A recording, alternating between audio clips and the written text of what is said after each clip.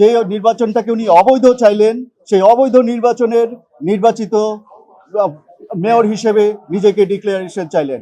অথচ আইনে আছে 30 দিনের পরে এরকম কোনো সংশোধন অ্যালাউ করা যায় না।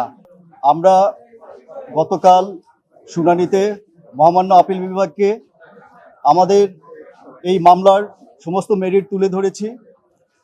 আমরা দেখিয়েছি 2000 সালে ইশরাক সাহেব একটি ইলেকশন পিটিশন ফাইল করেছেন, 2020 সালে ইলেকশন পিটিশনটি ফাইল করেছেন। ইশরাক সাহেবের ইলেকশন ট্রাইব্যুনাল কেসটা ইনফ্র্যাকচুয়াস হয়ে গেছে। তারপরেও উনি 2 জন ভুয়া লোক সাজিয়ে পাওয়ার অফ অ্যাটর্নি ব্যতীত 2 জন লোককে এনে ইলেকশন কেসটার প্রেয়ার সংশোধন করেছেন। সংশোধন করে উনি অবৈধ নির্বাচন, যে নির্বাচনটাকে উনি অবৈধ চাইলেন, সেই অবৈধ নির্বাচনের নির্বাচিত মেয়র হিসেবে নিজেকে ডিক্লারেশন চাইলেন। অথচ আইনে আছে 30 দিনের পরে এরকম কোনো সংশোধন অ্যালাউ করা যায় না। বাট উনি আদালতের সাথে কলিউশন করে এই রকম রায় নিয়েছেন, সেটা আমরা মহামান্য আপিল বিভাগকে তুলে ধরেছি। এই পরিস্থিতিতে মহামান্য আপিল বিভাগ জানতে চেয়েছেন যে এই পর্যন্ত ইলেকশন কমিশন কি করেছেন বা আপনারা ইলেকশন কমিশনে গিয়েছেন কিনা। আমরা বলেছি যে আমরা ইলেকশন কমিশনে লিগ্যাল নোটিশ পাঠিয়েছি 24/7/2025 তারিখে বিকেল 4 ঘটিকায়, 27/4/2025 তারিখে 4 ঘটিকায় তাদেরকে বলেছি যে আপনারা আপিল করেন, না হলে আমরা কোর্টে যাব। তখন ওনারা তাড়াহুড়া করে রাত 10টা বাজে ওনার নামে গ্যাজেট পাবলিশ করে দিয়েছে।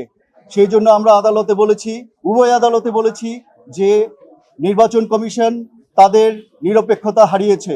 নির্বাচন কমিশন একটি দলের পক্ষ নিয়ে তাড়াহুড়া করে আইন মন্ত্রণালয়ের মতামত চেয়ে, কিন্তু মতামত না নিয়ে আমাদের লিগ্যাল নোটিশ পাওয়ার পরে তাড়াহুড়া করে এই গ্যাজেটটা পাবলিশ করে দিয়েছেন। তারপরে মাননীয় আদালত গতকাল আমাদের শুনানি মুলতবি করে ইলেকশন কমিশনকে ডেকেছেন। আজকে ইলেকশন কমিশনের লয়ার এসেছিলেন। ওনাদেরকে প্রথমে আদালত জিজ্ঞেস করেছেন যে আর্টিকেল 180 অফ দ্য কনস্টিটিউশনে আপনাদের যেই সাংবিধানিক দায়িত্ব, আপনাদের যে ইম্পার্শিয়াল দায়িত্ব, নিরপেক্ষ দায়িত্ব, আপনারা সেটা ঠিকমতো পালন করছেন না কেন? এটা তো আমাদের একটা লিটমাস কেস। আপনারা সেই লিটমাস কেসে ব্যর্থ হচ্ছেন, তাহলে জাতির কাছে কি মেসেজ যাবে? আগামী নির্বাচন আপনারা কিভাবে করবেন?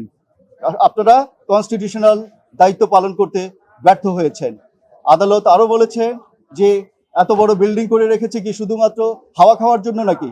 আপনাদের তো দায়িত্ব আছে, আপনারা জনগণের ইলেকশনের রাইট এনশিওর করবেন। মাননীয় আদালত এরকম অবজারভেশন দিয়ে আজকে মোকদ্দমাটি নিষ্পত্তি করে দিয়েছেন। আমরা আশা করব ইলেকশন কমিশন যথাশীঘ্র এটার বিরুদ্ধে আপিল দায়ের করবে। আর যদি ওনারা আপিল দায়ের করতে ব্যর্থ হয়, তাহলে আমরা আবার আইনগত ব্যবস্থা নিব ইনশাল্লাহ।